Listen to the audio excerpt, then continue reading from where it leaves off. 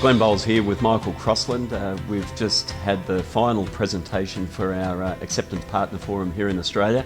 And well done, Michael. You got a standing ovation. It's something I've never seen before at a corporate type event like this. It was outstanding, so well done. Thank you, mate.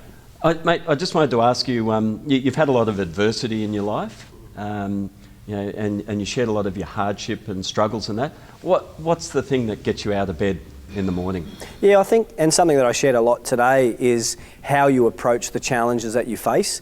And it's really, regardless of where you are in your life, whether you're just starting out into the corporate world, whether you're a senior executive or whether you're ready to retire, I think it's not about the adversity that you face every day in your challenges, but it's about how you deal with those challenges that will allow you to live a remarkable life. And it's amazing as we transition through our life, the more we gain and the more we understand the importance of how we deal with our challenges, whether we deal with it as a victim, as we spoke about today, or as a navigator, when we really take ownership and accountability and responsibility of our challenges. It's amazing how more optimistic, more resilient we can become through our professional worlds, but as we all know, more importantly, in our personal world as well. So what's your focus now in life? Like you talk about wanting to give and not have to necessarily get back or not get back. What's your focus in terms of giving? Yeah, I think that one thing that I really had to learn going through the challenges that I've gone through is that the saying, the more you give, the more you shall receive, I think that's wrong, and people sort of question that comment, but I think the saying should be, the more you give expecting nothing in return, the more you shall receive. And it's not about the materialistic possessions that we give, but it's about the passion and the purpose in why we give it. And I think a lot of people think, when I get rich, or when I get famous, or when I have a lot of money, I will start to give. But regardless of whether you're the rich guy or the poor guy, we all have the same opportunity every day to give, whether it's helping an old lady across the road, whether it's helping someone unpack their trolley, whether it's giving someone a smile. Something as simple as sharing a smile with somebody can really change someone's life. So the two real key aspects for me that I really have to live my life by through the challenges that I continue to face is that the mastering the gift of giving, which we spoke about, and defining success. They're the two things. Because for me in the corporate space, I was very driven by the 3 Ps that I spoke about a lot today, the power, the privileges, and the possessions. And I gained all of those, but I wasn't happy. I wasn't enjoying life. And the one thing that I didn't focus on was happiness. And when you start to shape your outlook on life purely around happiness, it's amazing what you can achieve. So dumbing down success and enjoying the simple things in life will certainly allow you to enjoy life a lot more. So someone starting out in their career now, you get the chance to reflect back, and you've had the ups and downs and everything else. Someone starting their career now, what advice would you give them to help them to achieve those things that you just spoke about? I think it's really important that you don't allow the opinions of others to determine what your dreams will be. I think a lot of people are scared to share their dreams. A lot of people don't want to dream, because once you verbalize your dream or you document it down, then accountability sinks in. And I think that you set the dream and the bar as high as you possibly can. As I spoke about today, my mum always taught me, shoot for the moon, and if you miss, you'll still end up in the stars. Shoot big, dream big. Realize that anything in this world is possible. Starting from the bottom, where I did in the corporate world, and working my way to the top was a slog, was a tough battle, but an enjoyable road, because I learnt every roadblock. Didn't stop me, it just made me work a little smarter and work a little harder to get through that. And I think when you're starting out in the corporate world, it's this big, scary space where you don't know how hard and how big you want to go into it. But when you realise anything is possible and you've got the right people around you that want to support you, anything is possible.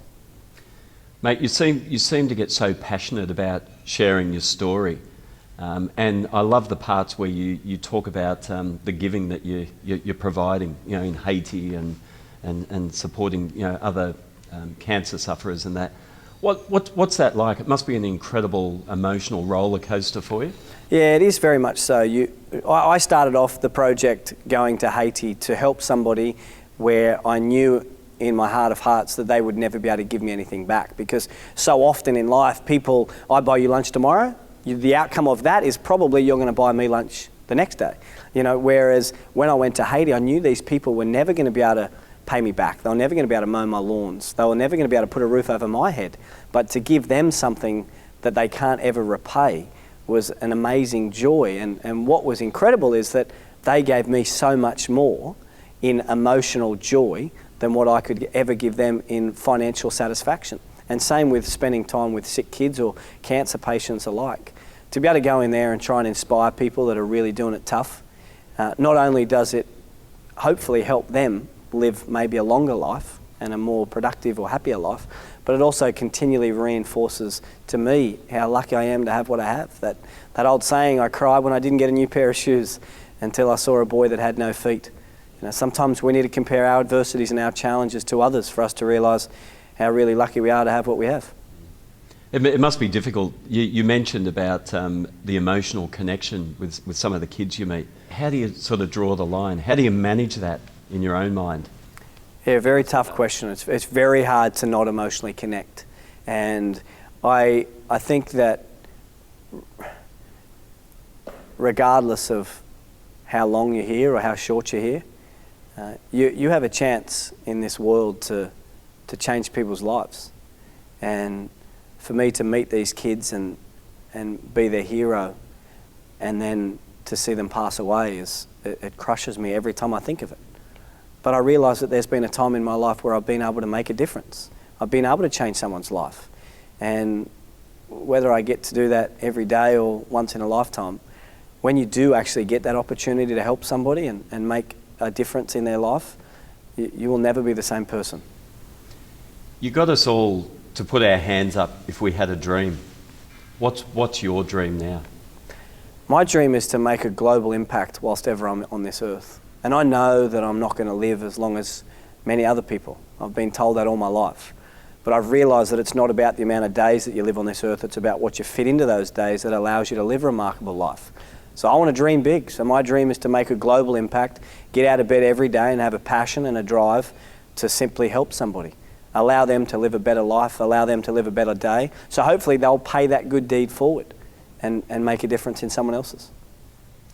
Well, for us, and being part of that audience, it was a great privilege for us to actually hear the story and for us to be able to share it with a lot of our customers. And I really hope that we can continue to help you to achieve that dream because I think you make such a positive impact. Thank you, mate. So well done. Very nice. Come and give me a hug.